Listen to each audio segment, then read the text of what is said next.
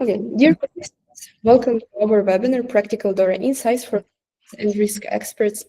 My name is Lisa Pustavot, and I will be your moderator today. Before we continue, please make sure that your microphone is muted during the session to provide the best experience for everyone.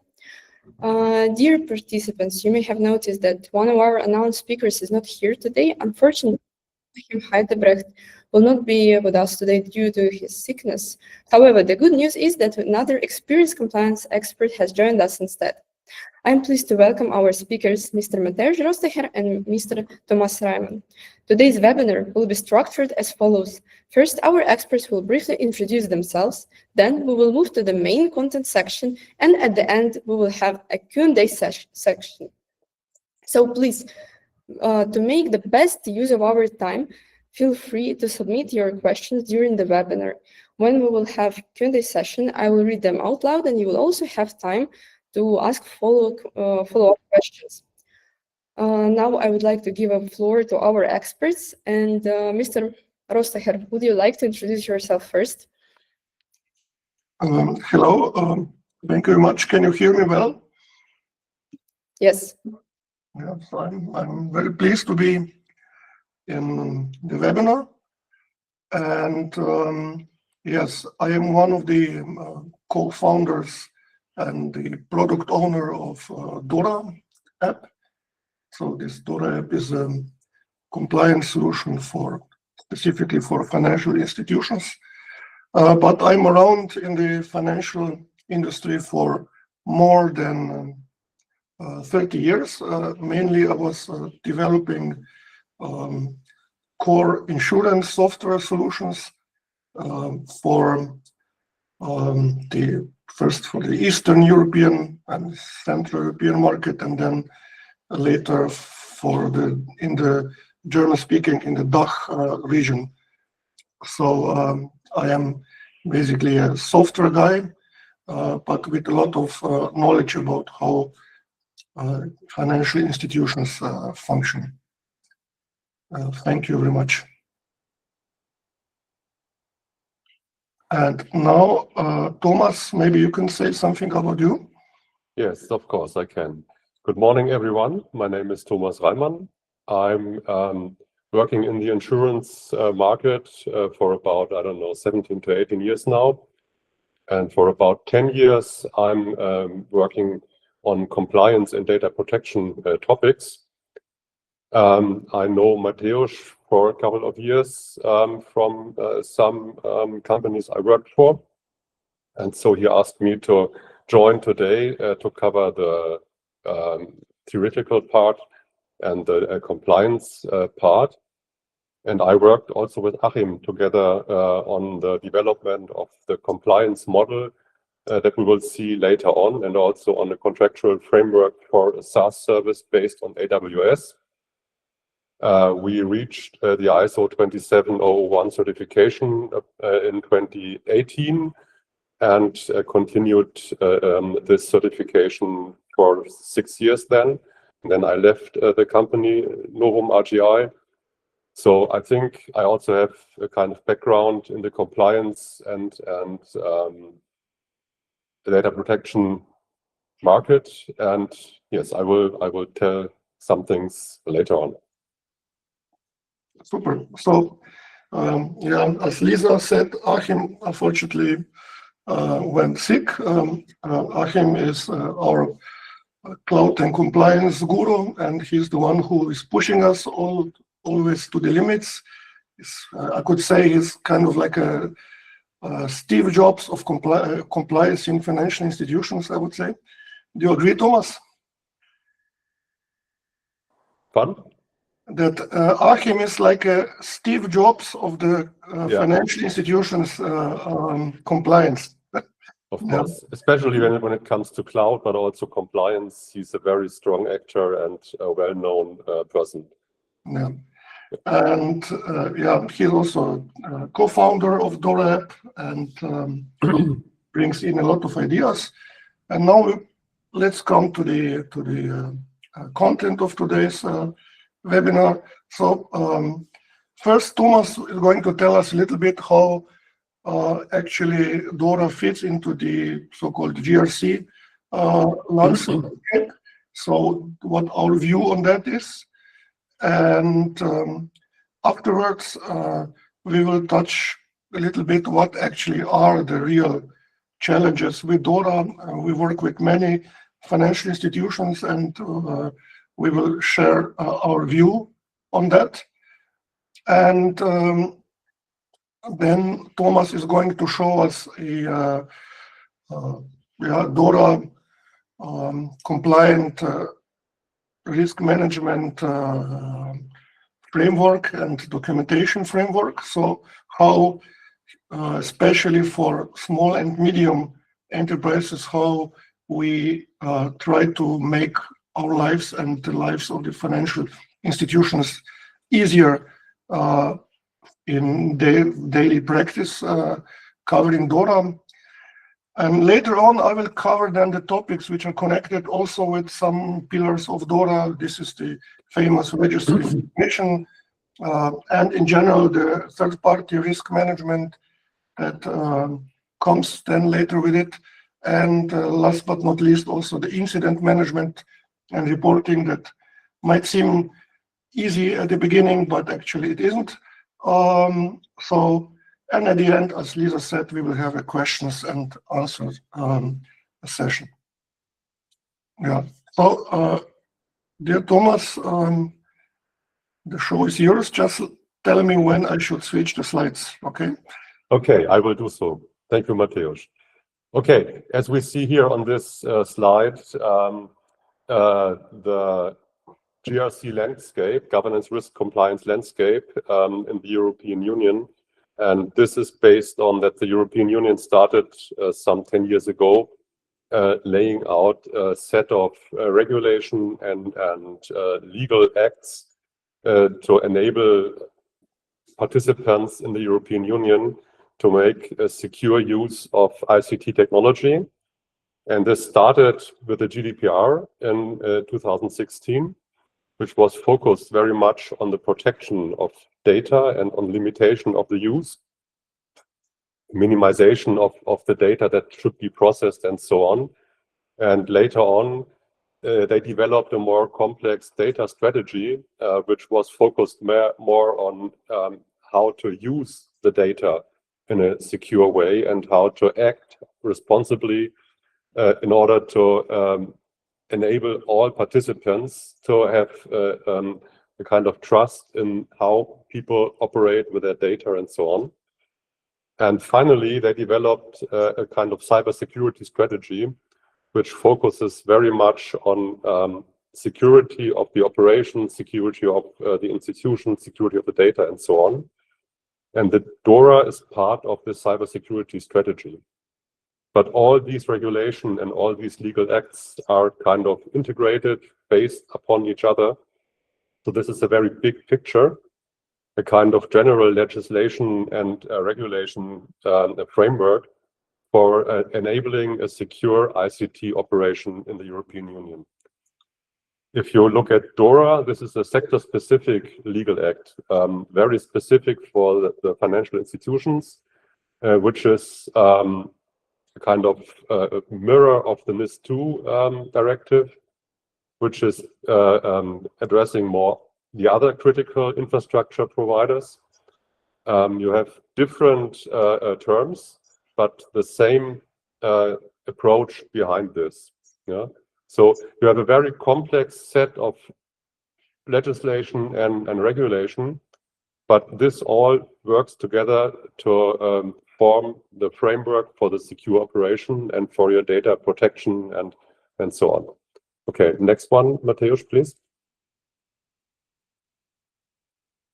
Next slide, Mateusz. Yes. Very good. In the past, the focus was very much on the information security. This was more a technical focus, and this was also focused more on the single entity, on the single enterprise, addressing more how you have to operate safely and securely in your enterprise and how you have to, what you have to do in order to protect your systems, your data, and so on. And with DORA, there came a shift in the focus. Now it is more about ICT risk management. It's more about the whole, all enterprises, the whole ecosystem. You need to be aware of what kind of threat and risks you have. You need to address the risks, and you need to also report attacks and threats and so on to enable the regulation body to have a bigger picture on the risk and threat situation and exposure. And this is a shift in the approach.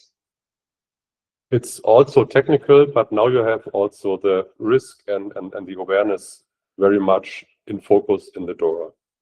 Next one, please, Matthias. The DORA has different parts. I think maybe you already know it because you work with it. And the first part, the first articles, they care for the risk management. And this is a little bit like it was with the ISO 27001, for example. This is where you talk about how you operate your systems, how you protect your data, how you evaluate risks, and so on.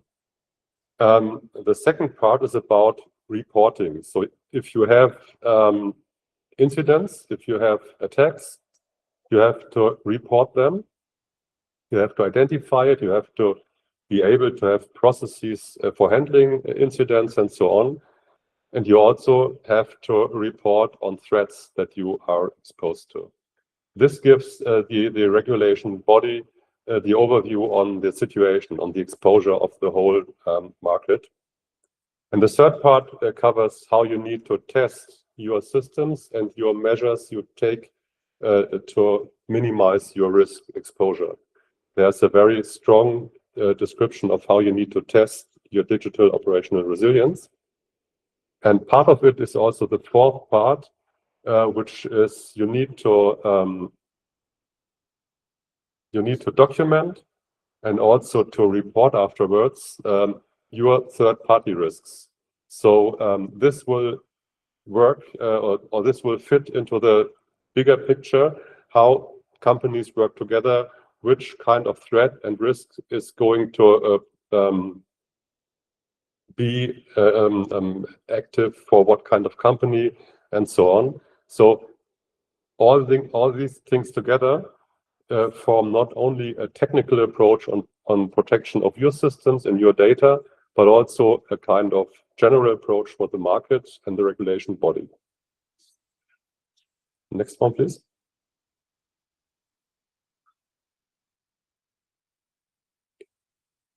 Very important is the paragraph 4 of Article 5 of DORA, which sets up that all members of the management body need to be aware of the risk exposure and also need to know what you do to minimize your risks.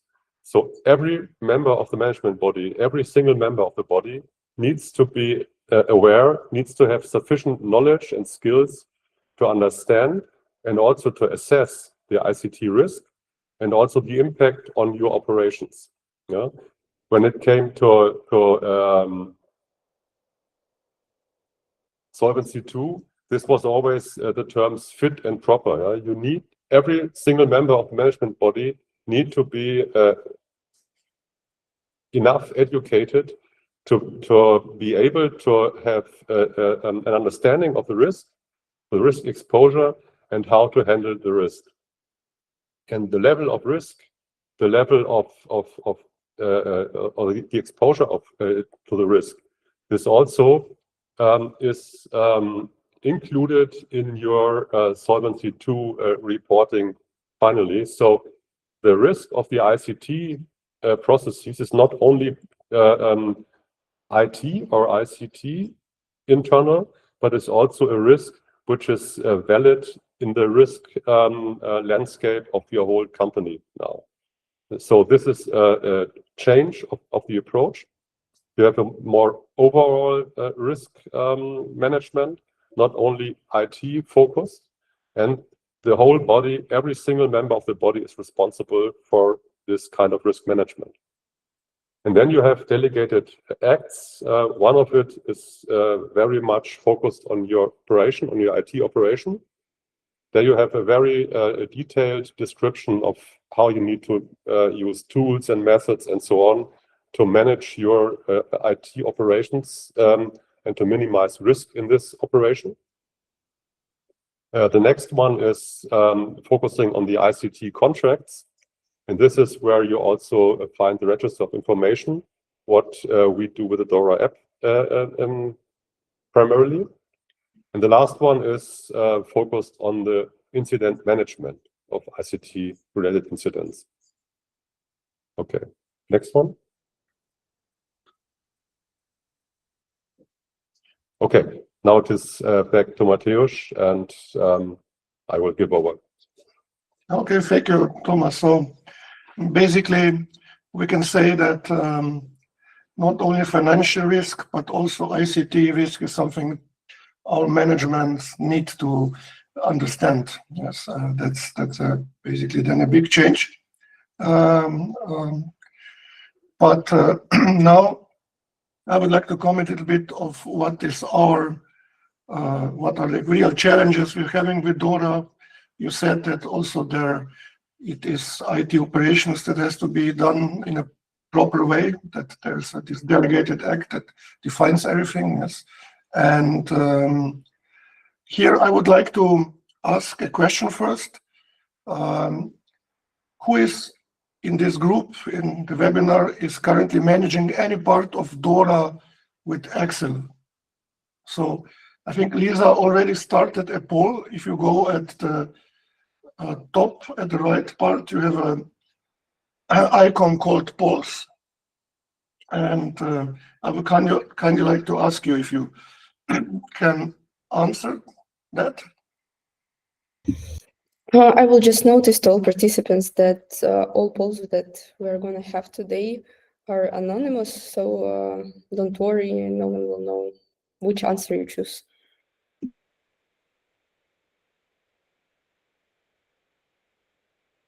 Yeah, so just please a little bit reflect on what you're doing and how often Excel is actually a tool that is used in any of the DORA compliance issues or tasks.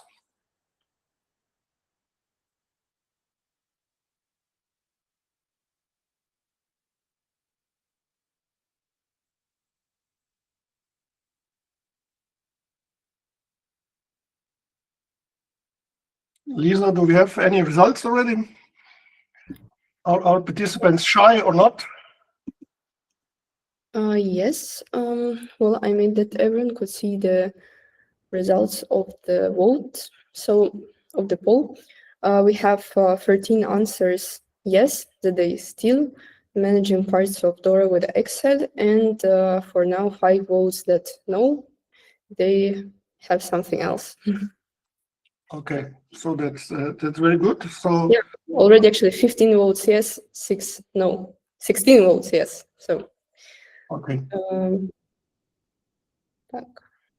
And we have a question. Okay. And so that's good. So basically, the majority, we can say, is using Excel for the task. I think this is not surprising. This is what we expected to be. And now I would like to ask a second question, which is actually more important to me. If you're using Excel, are you really 100% confident that the Excels that you're using are at that moment now, yes, complete, up to date, and ready for a supervisory review or maybe for an internal audit and so on?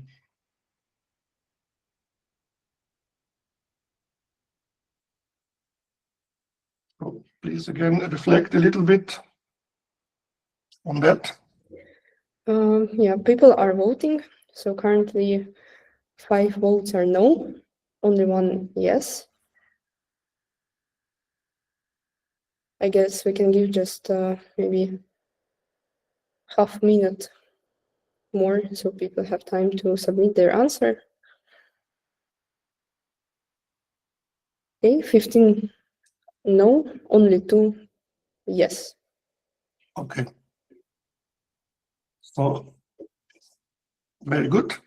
I think that's also enough. So it's not really surprising to see that results. Yes.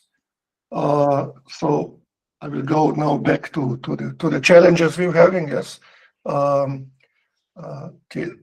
what we see here is that we have DORA here. There are a lot of documentation requirements. Actually, there are different acts, not only DORA. Now we have Data Act, we have AI Act also coming. Everybody wants to use AI nowadays, and other directives like GDPR and NIS2, and then you've got all the industry standards, starting with the ISMS 27001 and so on. There's really a lot to do, yes. And DORA wants us to maintain a register of information about all our IT services. Yeah. It's really hard. Yeah, you said you're using Excel. Yes, doing this in Excel is really hard. Yeah, because what they want to keep you is actually a database, a system. Yeah, but doing that with Excel is nearly impossible. Yeah, you have to enter, I think, up to 7 data into up to 7 tables to record a ICT contract. Then we have incident reporting with very tight deadlines, yeah, and also a different reporting path. Yeah. So if you're not just looking at DORA reporting, we also have to maybe report under GDPR and so on. So it's also then very scattered. And yeah, most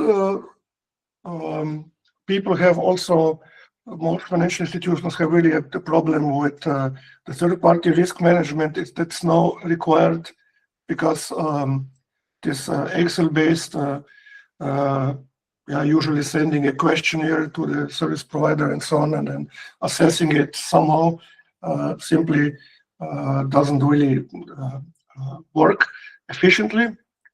And last but not least was also, Thomas said, yeah, this establishing of the management board oversight and training of the management is also a key issue that we hear from our clients and in the market. Yeah, and so now, first of all, Thomas is going to explain a little bit how we, with our clients, actually handle documentation requirements. And I hope very much that this is going to be some inspiration also for your financial institutions or for your clients to see how you can proceed and better handle the DORA risk management framework and its documentation. Thomas, to you again. Thanks, Mateusz. Maybe you can show the next slide. Yes. I think just one more step. Yes, okay. As I said before, the whole legal and regulatory framework is kind of complex. You have to follow a lot of requirements and rules in the European Union, as well in the national legislation and regulation. So you have a very complex set of requirements that you have to follow. And on top, you also have standards like ISO 27001 or C5 or whatever. And it is quite complex for your employees and for all relevant persons to really know what they have to do and how to act to be compliant. On the other side, you already have a lot of documents existing in your company. You have IT processes existing in your company. And based on what you have and based on the requirements of the legislation regulation, we decided to set up a governance framework that makes sure, on the one hand, that you really know what to do to be compliant for your enterprise. And on the other hand, that enables all the relevant and persons and your employees to know what to do, how to act to be compliant. Yeah? So this is a kind of documentation based on your company, based on your existing processes and documents and so on. And then we have different views on this documentation, fulfilling the requirements of legislation and standards and so on. Next one, please. Our documentation framework follows the PDCA cycle, which is quite known in the market. Yeah. On the plan part, we have policies and processes which define how you should act. What is the things you need to do and how you should do them. On the do part, you have the company-specific implementation, which shows how you really do it. Yeah? The policy says what you need to do, and the documents on the do part, they say how you do it. And of course, you need a kind of control framework, which is done here by a governance board, which does regular management reviews, which performs audits every year and so on. You have a kind of reporting documents which show how your whole governance system is working. You define some KPIs for being able to measure how your system is working and so on. And the whole system is managed by a ticket system. So you know always what happens and who has done what. And once a year at least, you do this PDCA cycle.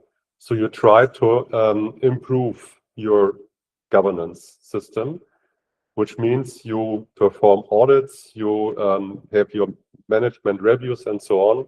And based on the results of all your reviews and audits, then you try to improve your governance system. Next one, please, Matthias.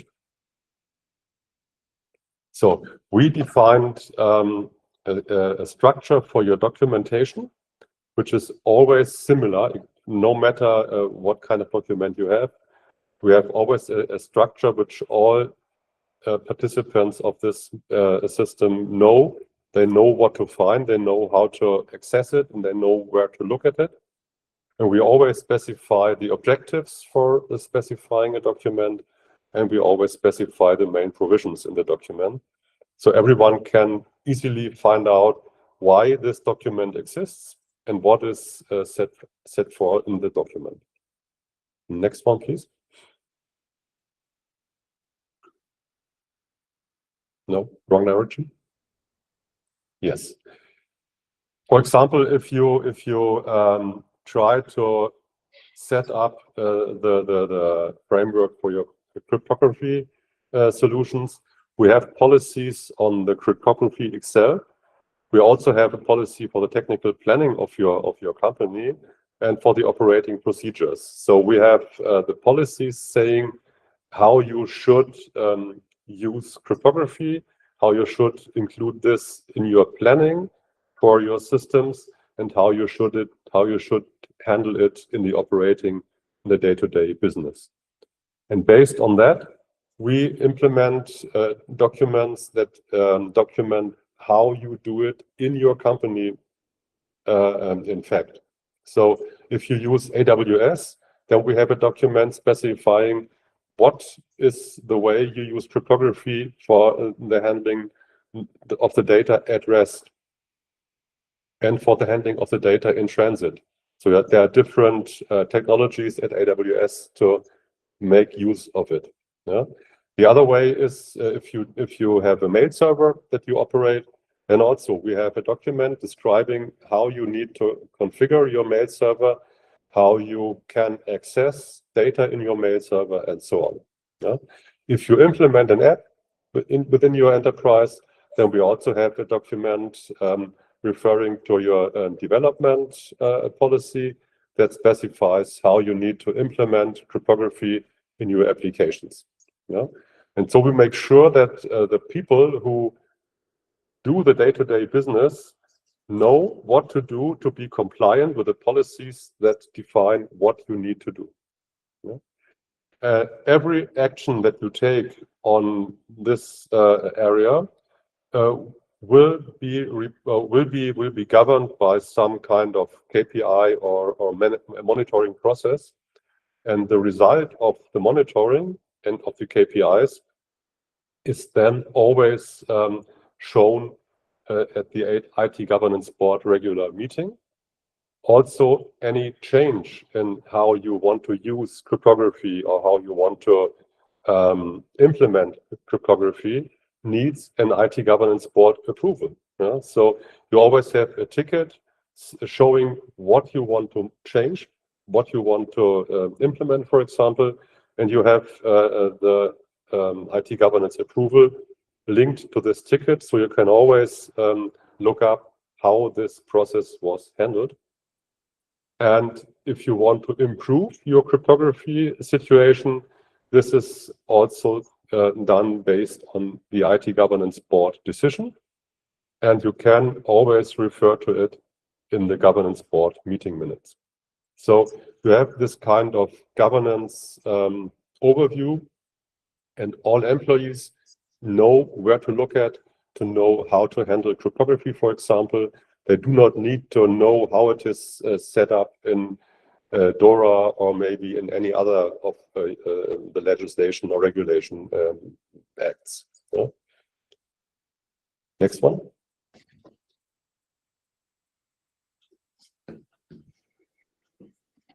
And then we have the views on our documentation framework. So if you have, for example, the ISO 27001, there you have a lot of controls that require you to have an implementation for some security measures or whatever. And we now have a link based on every single requirement from the ISO 27001 into our documentation system. So you easily can look at what you are required to do based on the standard. And then you have the link in the documentation framework, and you can easily follow how it is implemented in real life and how it is operated. Yeah. The next one, please. And the same is true for DORA. We have the same documentation framework, and we have different links into this documentation framework based on the requirements of the DORA. So we have this documentation framework showing what you need to do, showing how it is implemented in your company. We have this framework which enables all your employees to easily have access to all the compliance requirements. They always can easily refer to documentation to know what to do, how to do it, to be compliant. And on the other hand side, you have these views from your legislation, from standards and so on, into the documentation framework, showing how requirements from the DORA, from ISO, whatever, are implemented in your documentation, in your governance framework. And by this means, you have a much more easy access to the compliance requirements for all relevant persons, much more easily to be understood, to be followed, than if you had to look at all these different regulations and laws. Yeah? So you have your very comprehensive set of requirements for being compliant, and you have the link from the legislation and from standards and so on into your documentation and governance framework. Okay, I think this is the last one from my part, Mateusz, right? Yes, Thomas, maybe you can also tell us how this is implemented with tools, just a little Yes, bit. of course, I can. We implemented this based on an intranet solution. In this case, it is Confluence, but you can also do it with, I think, SharePoint is also a very famous one. We just need to be able to have this kind of HTML documents which can be linked between each other. and you need a ticketing system. We implemented it using Jira, but you can also use other ticketing systems. You only need a system where you can always follow actions, and you can follow that things have been done in time and so on. Super, thank you. Okay, so now we heard how the general approach is on how to handle the DORA requirements and how to document it and how to govern it in general. If you have then detailed questions and you're interested about that, you can then freely contact Thomas about this part. Now we are coming to the next part. This is the register of information. So every financial institution under DORA has to maintain a register information, and once per year also report it. This was a big topic last year, quite stressful for many financial institutions. And again, I would just like to a little bit engage with you, so not to make it so dull to just make a lecture here. Yes, just please imagine if your supervisor or maybe your auditor, yes, just today or tomorrow morning ask you for the current register of information.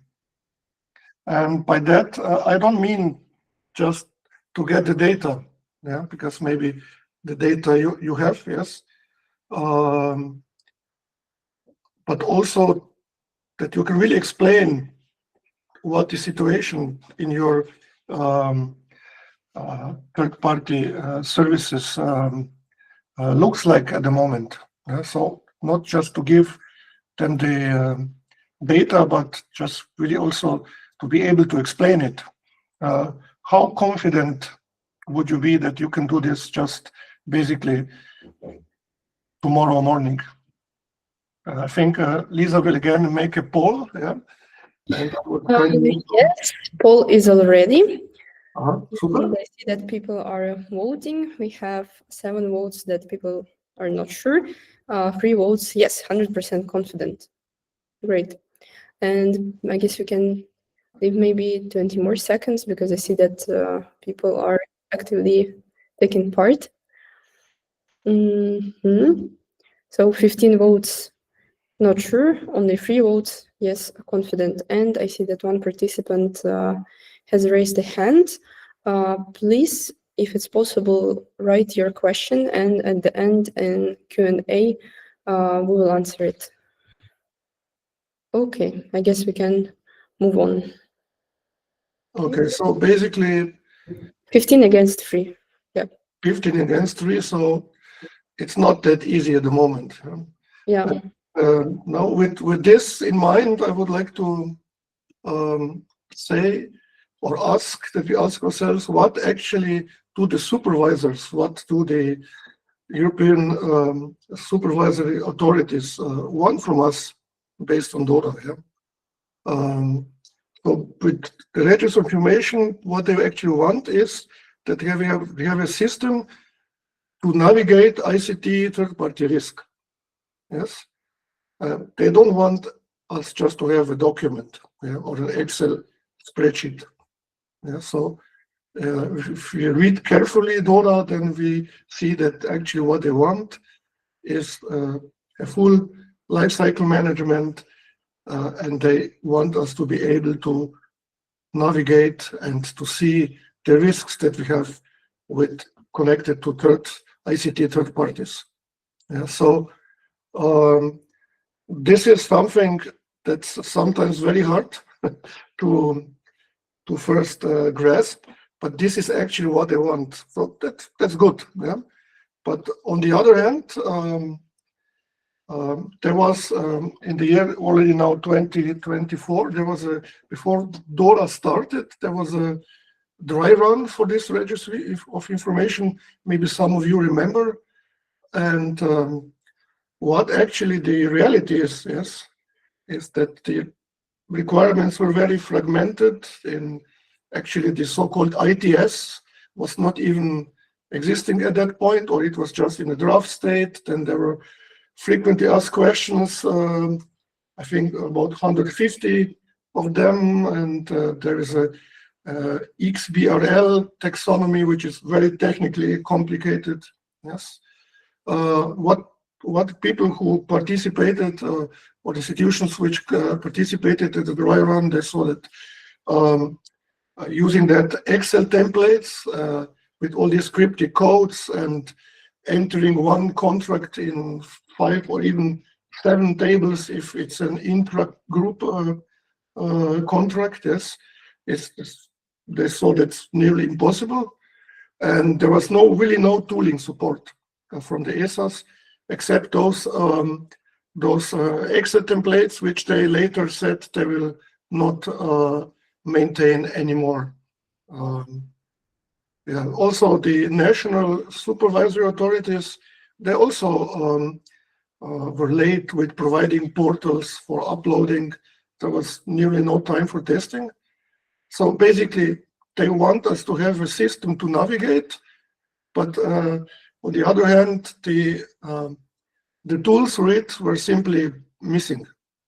Yeah. It was really hard, and of course, a lot of companies just did the following, that they just tried with Excel. Yeah. What is maybe from the compliance point of view also in addition a problem, it's maybe a little bit hidden. Yeah? This is the fact that there's a lot of room of interpretation, yes? How the financial entity interprets what has to be reported, how the national authority interprets it, and then how the ESAs do it. Yeah?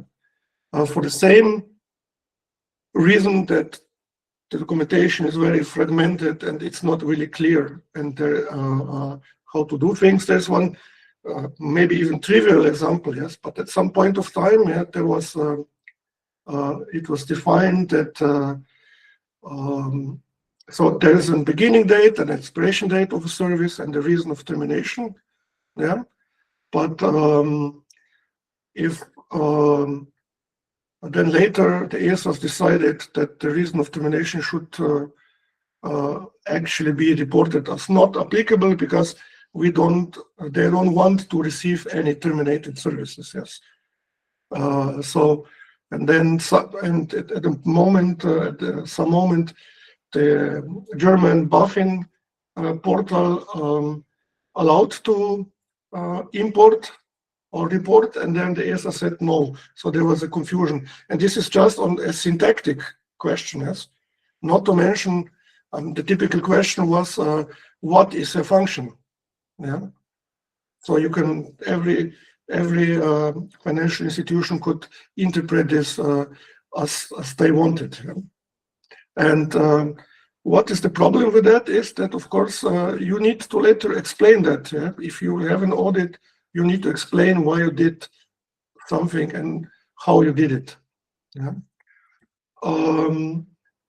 So basically, if we say what are actually the requirements, yeah, so the register has to be complete, and also it has to be traceable, and yeah, of course, it has to, all the validation rules has to be enforced.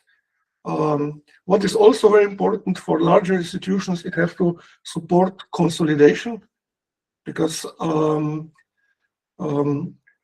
large institutions consist of more than one entity, and it's very important that yeah, it's not realistic that there is one Excel that then everybody will write the data into it. Yeah, from I don't know to France, from France in the west to Lithuania or Estonia, even more to the east. Yeah, and it has to be audit ready. We talked about audit ready tomorrow already before, yes, and it has to be also be reproducible. Yeah? This is what they want from us, and frankly, with Excel, that's very hard to achieve. So when we started, when customers came to me and said, look, we have this register information, can you make a simple system to make us the entry easier? Yeah. So the goal was actually just to make something an easy, small tool to improve a little bit the ESA's Excel templates so that they can import the data easier and then report it. Yeah. And what we then ended up actually, step by step, it was apparent that we actually need an application, an app, so DORApp. And actually there's big demand for that. This because simply, if you look at the requirements, it's logical that there needs to be an app.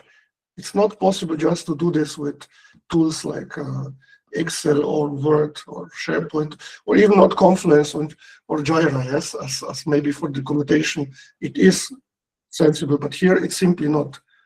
Yeah, so and what we did basically is then create a tool which can import data from any data source. This was important at the beginning to get data in, yeah. To enrich it, so this is a helping function, so it's possible to get data from public data sources. If you know the lay or if you know the name of the service provider, you can get a lot of data about it and just no need for a manual entry anymore. Yeah. Then very important is to validate that all the data is consistent. Actually, our validation rules are even a bit enhanced compared to the ESA's rules. So we are more thorough in this.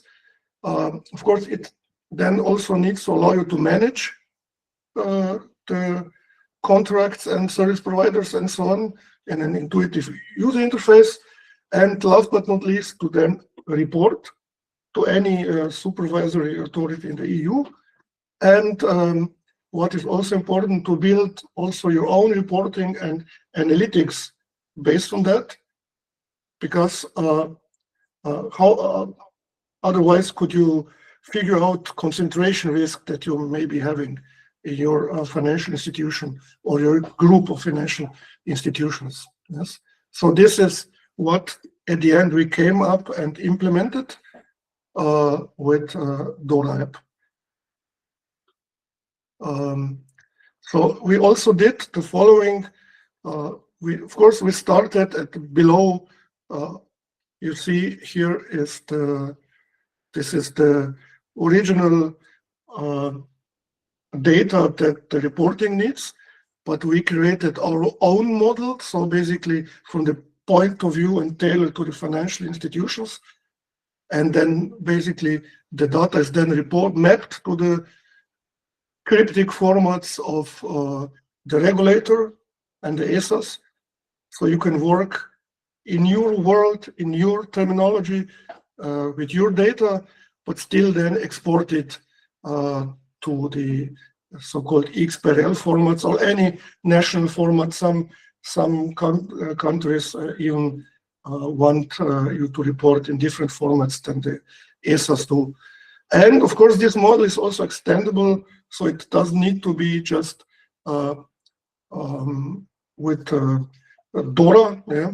For instance, if you just look at the AI Act, and we have customers who have requirements that they would also like to have the AI Act system inventory, which is necessary, covered by our application. Yeah? Of course, this can be then also added to do, and it will be, we have a plan to do this in the first half of this year. Yeah? So it's also extendable.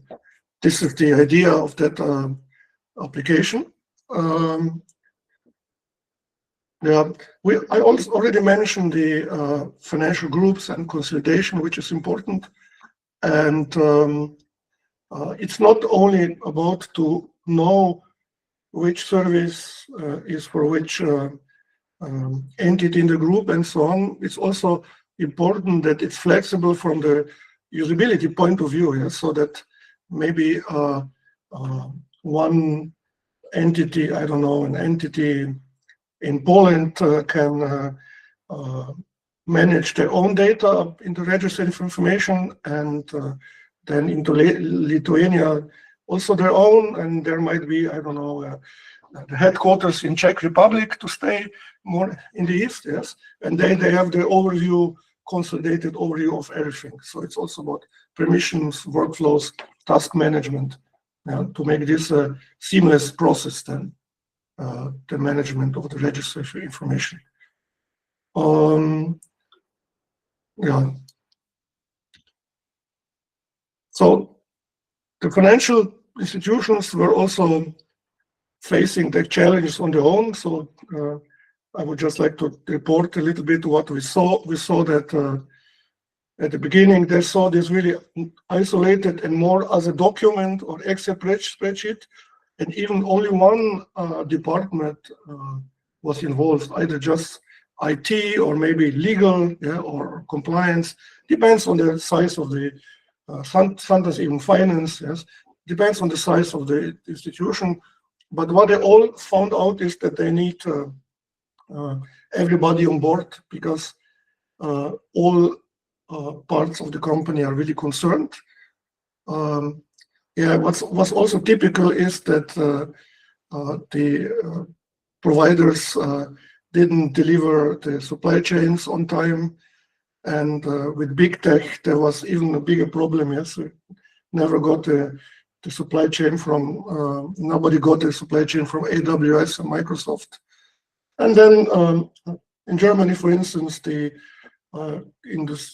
insurance industry said, yeah, if we will just deliver supply chains up to rank 2, because more we simply can't at the moment achieve. And they, of course, didn't deliver any supply chains for Microsoft and AWS and so on. Yeah, so the big tech players.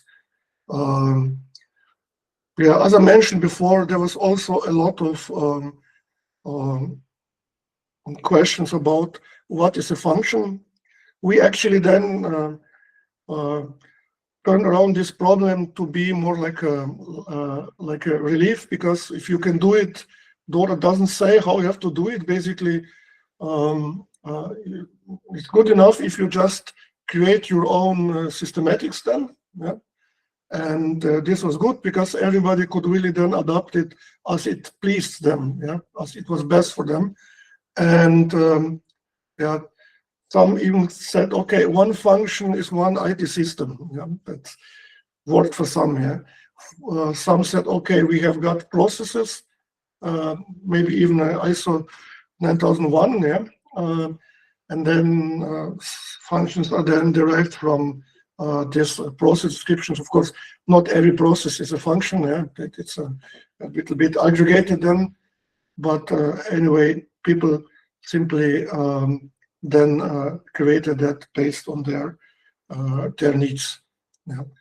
And I have to admit that a lot of time the consideration was also to create functions like this, that as little services as possible are supporting critical functions, because if you have critical functions, then you have to report much more about the services, third-party services. Yeah, so this was also a consideration a lot of time. Yeah. Yeah. So basically, maybe what I can do now is just to give you a brief introduction to the system. I will switch now to another tab.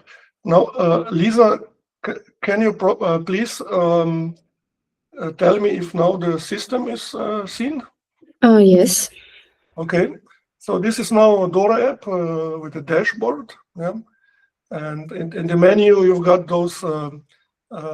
If I click now here to the registration information, we have these things that we have to report for the registration information. I don't know. This here, the service. If I click to service providers, I see all the service providers. If I click to contracts, I will see all contracts.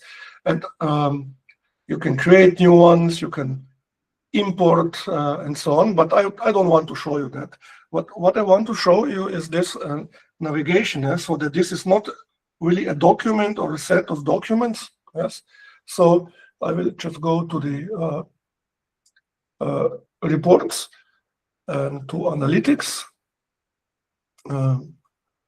Yeah, and now simply, of course, we can visually display what is now in our register, and we have here, for example, now one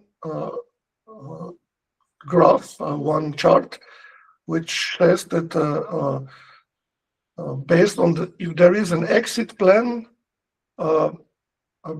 on one hand, and on the other hand for services, exit plans for services, and on the other hand, is this service supporting a critical important function? Yeah, and now we say, okay, there are some which do not have an exit plan, and there is one here. We see that there's actually a medium complexity of term of substitutability. So that's not a good combination. So it's rather more complex. It's not high, but medium, but still, but we have no exit plan. Yeah? That's not good.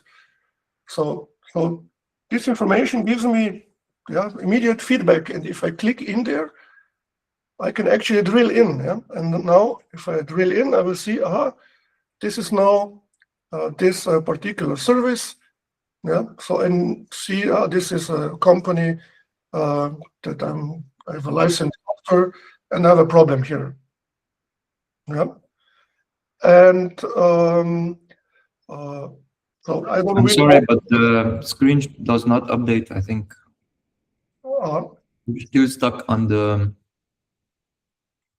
graphs.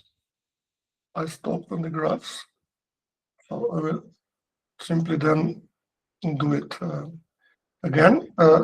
Does the screen update now? No, it still seems frozen. Maybe it's full screen frozen. I stopped sharing. I don't know. This seems to be some technical issue. Just give me a second. I hope you can see now. Again, my dashboards. Uroš, can you see the dashboards? Yes, we see the dashboard. And I was talking about the exit plans at the right top, and then we have now we see the mouse moving. Yes. Okay. And then we have this one here with the medium complexity. So not so easy to substitute, but no exit plan. And now I have to share this tab. Yeah, that's the problem. Okay, now you probably see it. Yeah. Oh, yes. Yes, now we see it. And of course, when I drill down and I want to see which service this is, yes, which contract this is, I actually got then. I'm now in another tab. Yeah, so I'm sorry for that. But anyway, what I see here is now that this is a particular service. Yeah, and I see all the data. I see which function it is, which is the service provider, what is the supply chain, and so on. So I don't want to go now into detail here. I just wanted to show you how it's easy to, from the top, to see at your data on an aggregated analytical level, yes, and how to then drill down to get into the depth of what is actually happening into your services. So now I'll get back to the slides, and I hope you can see my slides. Yeah, Super, yeah. Sorry again for that technical glitch. And this was a little bit to an introduction now already to what I'm going to say now. So this is what actually the hidden cost of just complying. Yeah. So basically, we made a rough calculation there about 40,000 financial entities. Actually, it says I looked it up with ChatGPT. Yes, between 30 and 50,000. It's not so clear. The data is not so clear. Then I said here 40,000, yes.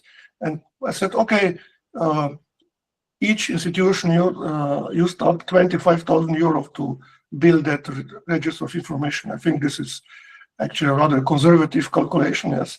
I'm sure some did spend more money, and so that's 1 billion. Yeah? And at the end, what happened, the direct impact that we know until now is only we delivered the data to the ESAs, and they told us that there are now 18 critical service providers that are under direct EU oversight. Yeah? But actually there must be more, yes. It simply doesn't make sense, yes. How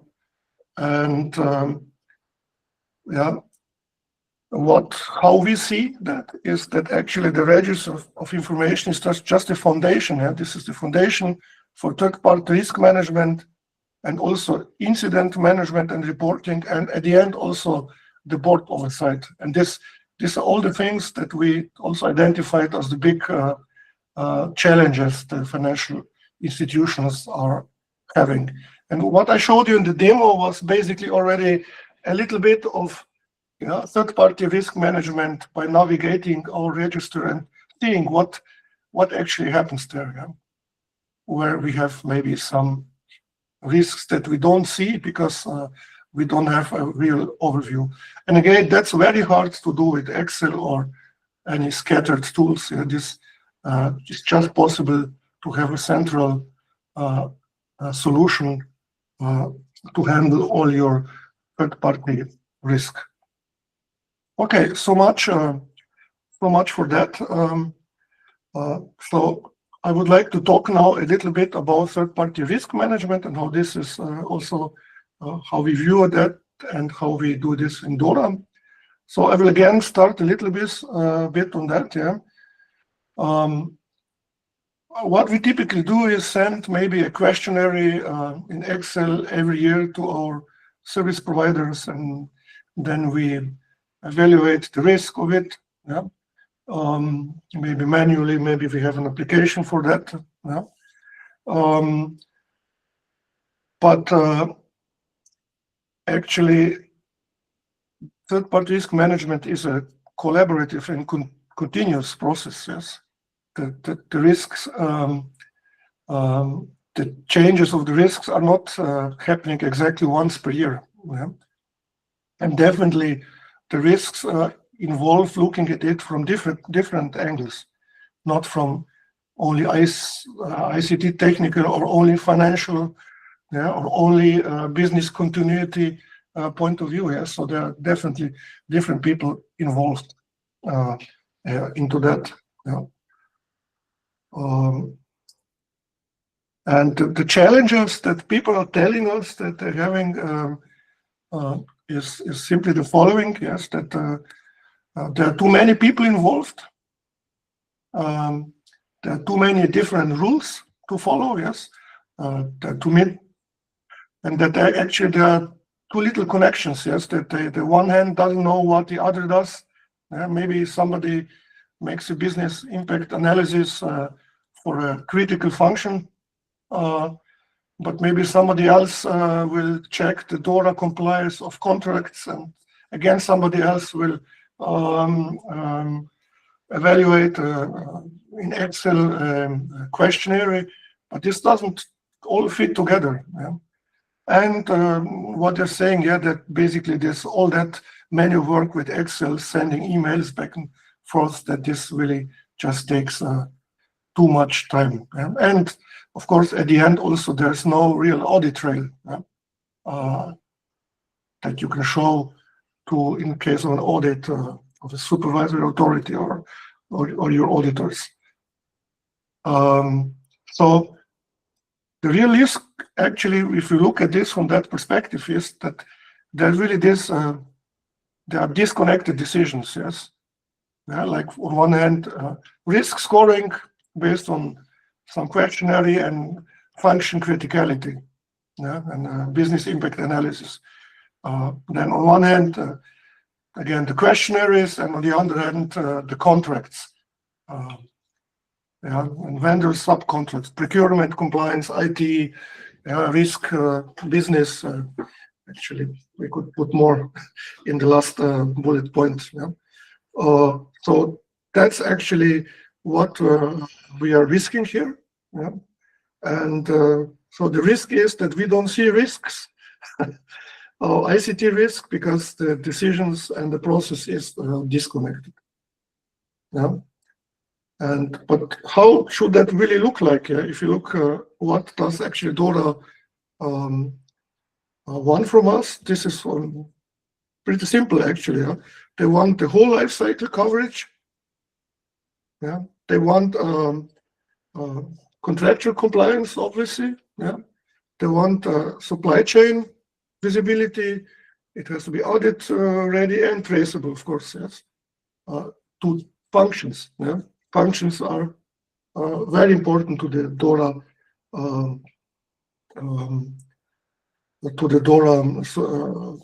in DORA to the supervisory authorities. Yes, and the questions then is my risk assessment based on a questionnaire related to the functions, or isn't it? That's and a lot of times we get an answer no, and that's a problem. I see this very similar. If you have a banking product, you have an an account at the bank. Of course, you have a software which manages the whole life cycle in this account. For the account holder, all the transactions and so on, from the beginning to the end. In insurance, the same. If you conclude an insurance contract, you have a full life cycle management of these insurance contracts. With all changes, with all pay-ins, payouts, and so on. And actually here, in this analogy, we have here the same things that we need, but we are trying to use the wrong tools. We are using email, Excel. It would not be possible to manage banking core business with Excel, yes, and it's also not possible to manage insurance core business with Excel. And here, so basically, if you want to we have these requirements, we just have the system which allows us to do that. That's the simple answer to that. And in DORApp, what we have is first of all an AI-based contractual review. So you can review your contracts based on AI to be, if they meet the minimum contractual requirements of DORA. We allow also structured questionnaires. They are not bad. Questionnaires are not bad,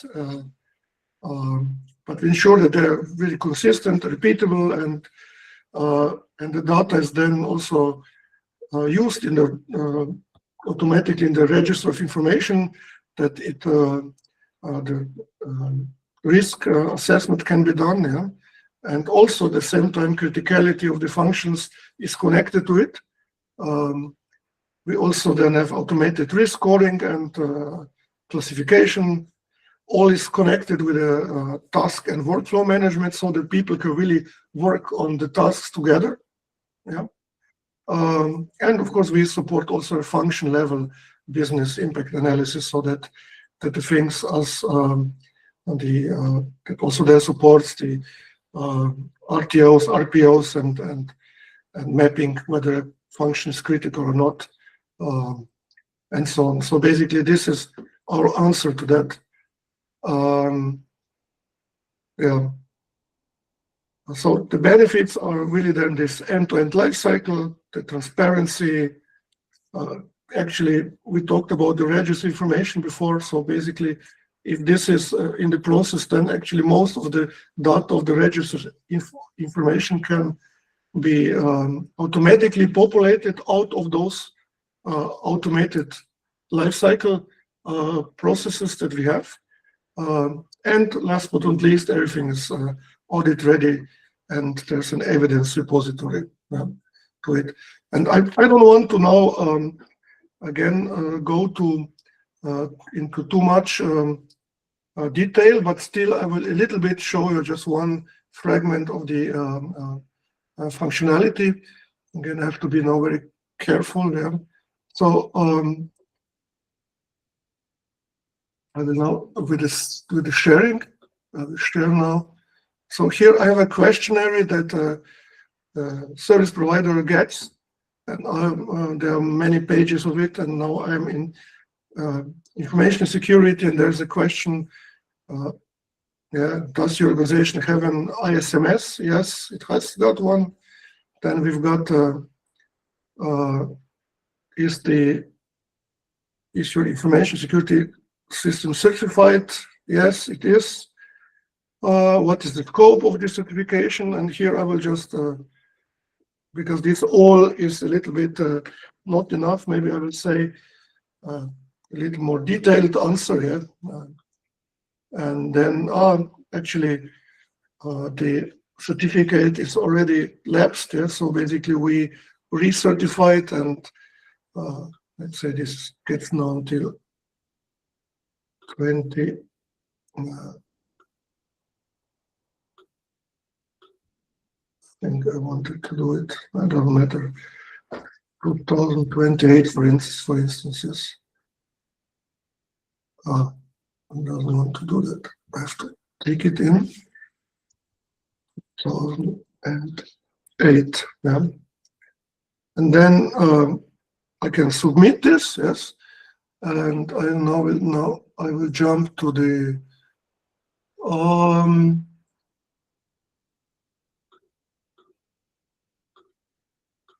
I will now jump into DORApp. Yeah. So if we submit that, here we have a view now of how we see this questionnaire in the system. Yeah. And of course, you could look at that. Simply scan all the questions, but there might be 200 questions. But what I click here is also on an analysis, and then I said I just want to see changes. Yeah, and the system shows me here, all the 190 questions are the same, so no changes. But I see, okay, the ISMS is still in place, but in the remarks they provided a bit more detail about what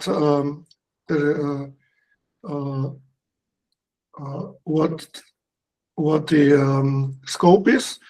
And then we see the old validity was here, and the new validity is until 2028. Yeah. And of course, then this is a good sign for me to say, okay, they're on a good path. They renewed the ISMS. So this is just again a fragment, but I just wanted to show a little bit how this really helps you.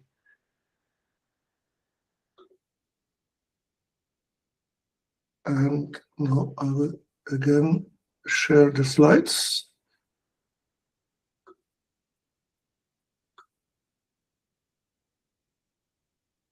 Okay. Yeah, and last but not least, I would like a little bit to say about incident management and reporting. So incident management, DORA wants us to make incident management and reporting. And at the beginning, everybody said, yeah, this is not such a big thing. We can report this manually by going to the portal and type it in manually, and that's not so important at the moment. But meanwhile, we got a different feedback. This is, for example, we have a client who had such a major ICT incident, and the compliance co-worker there said that he needed a full working day to just report the major incidents, this initial report. Yeah, because he had no preparation, no process, no tool. Yeah, and he just to gather all the data and to figure out how this works, he needed a full day. Yeah? And of course, this full day is much better spent solving the major incident instead of having trouble. Yeah? And then based on that, also some of our clients, simply because they didn't have yet major incidents, they made a dry run and tried. Yes, and they saw that basically the complex is really very complex. Yeah, up to 50 data points, data types have to be entered, and also what is entered in the first stage has to be also entered in the second stage, and it cannot change, and so on. So there are interdependencies of it.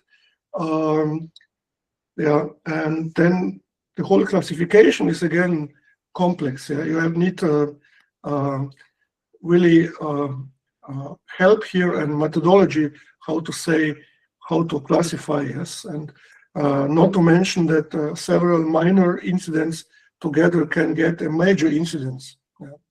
And again, the deadlines are very tight, like 1 day, 24 hours to report the initial one, have 7 days for the intermediate report, and then 30 days for the last one. Yeah. So basically, of course, it's not so urgent because major incidents do not happen every day. But on the other hand, when they happen, yeah, then we are again at risk of not complying with the reporting, and we are at risk of, instead of focusing on the incident, basically to focus on this reporting issues we are going to have. This is what we found out, and this is a module that we are now currently developing, and is going to be ready in the first quarter 2026. Yes, where we will allow of recording of incidents, either minor or major, and there's going to be a classification helper, and it is going to be again a process and a workflow, the whole life cycle that everybody can also use. And of course, then the automated reporting to the authority. And we will also extend and align it in the future with other, like AI Act, GDPR. So basically that, because incidents don't need to necessarily be reported only under DORA. Yeah. So, and of course, it's all very well integrated also into the register of information, and things that are in the register already are not then entered again, and so on. So again, this holistic view of it. Yeah. So with this, I came to the end, and yeah, I think we've got 10 minutes for questions. I will turn over again to you, Lisa. Thank you, Mateusz. As just to clarify, we were getting questions way before the webinar, and all of them we tried to answer during the webinar, during preparations. So now I will just proceed with the question that we have received during the webinar today. Hopefully we'll read correctly the name, Jimena Ruiz Monzon. Hi, in the case of ICT service providers, what are their obligations if they're not essential? That's the question we received. Okay, so maybe this is one question for me. If the third-party providers are not the critical ones, they still have the obligations they had before. In the past, I had a standardized document at the contract section, as I was a service provider then to insurance companies. And of course, you need to have those standardized contractual clauses, and you have to fulfill them. They have to, of course, provide security and resilience. They have to allow you to do audits. They have to allow you to monitor them. And of course, they have to report incidents. And you as a financial institution need to have an exit strategy also for those not critical service providers. Yeah, so basically also in the contract, it has to be written that there must be tools and a process to exit. Yeah. Yeah, that's very important. Yeah, also. Not only tools, you also need to require your service provider to support you if you want to exit. You also need to have in the contract a clause which forces them to support you exiting and changing the service provider, for example. Thank you, Thomas. Thank you, Mateusz. Maybe if someone wants to ask a question, you can ask it out loud, or you can send it to the chat and I will read it. Please let us know if there are any questions.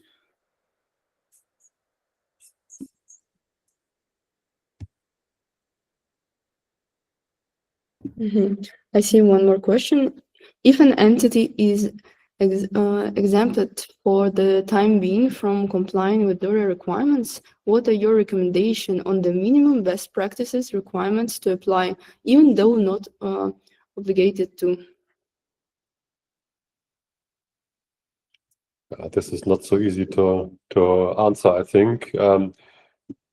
In general, you should have this holistic approach to the compliance, to the governance, as I said before. And you should have an idea what are the minimum requirements you have for all your suppliers, and you should define it. But in the DORA context, it is more or less the standard. All your suppliers have to fulfill a certain set of requirements.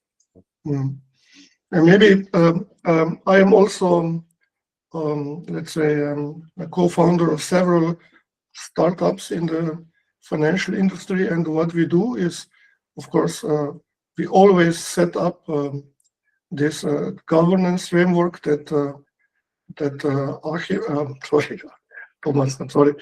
Thomas, of course, told about. Yes, and we said there is a set of policies which is going to satisfy what ISO 27001 requires. So basically, with that, we recommend that you have an ISO 27001 compliant or even certified information system, information security management system. Yeah, we use COVID processes for IT operations because we just didn't want to invent. We just reuse what exists. So COVID, and for the more technical part, we also follow the NIST CSF, the Cyber Security Framework 2.0 guidelines and controls. This is what we do in any case. And DORA, in case if we work for DORA, yeah, then DORA clients, then we have some additional things like, I don't know, under DORA you need to have weekly vulnerability scans. Yes, that's typical DORA thing. Yes, then that's something you might not need in other industries. Yes, but actually, you see, if you take those three, yes, if you take ISO 27001, if you take NIST CSF, and if you take the COVID processes, you will anyway cover big parts of DORA. Yeah, thank you for mentioning those topics, Mateusz. I think I omitted those keywords in my part of the presentation. Yes, if you are a service provider, then it's a good idea to document your systems following the COVID standard, for example, and NIST CSF. And of course, you have those standardized contract clauses in the financial industry, and you should always require your service provider to accept those standardized clauses. You should try to have a standard on your own, covering all your service providers, to be sure that you have the same requirements for all the service providers, a kind of basic setup in the contextual environment.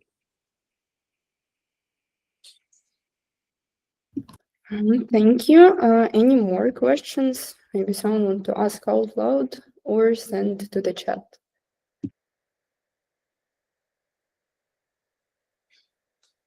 I think that Maria raised her hand before. Is this true? Yes, and I think she just rejoined. So maybe, Maria, let us know if you would want to ask any questions, or you can just send them to the chat. Так. Maria, you can... I am trying for ages. I couldn't actually access the polls and basically send you this when the polls were actually happening. So because I'm actually participating through my phone, it's not very easy for me to actually access and respond to the questions that you were actually doing with the Excels and then the charts and everything else. So I am actually also with the majority of the answers on that part, and that was the reason why I wanted to actually explain that I cannot access to respond. Other than that, everything else was clear. Thank you so much. Okay, Maria, thank you for letting us know. And yeah, I think this is the state of the majority at the moment. That's true. And I hope that today we could provide you a little bit different perspective on it.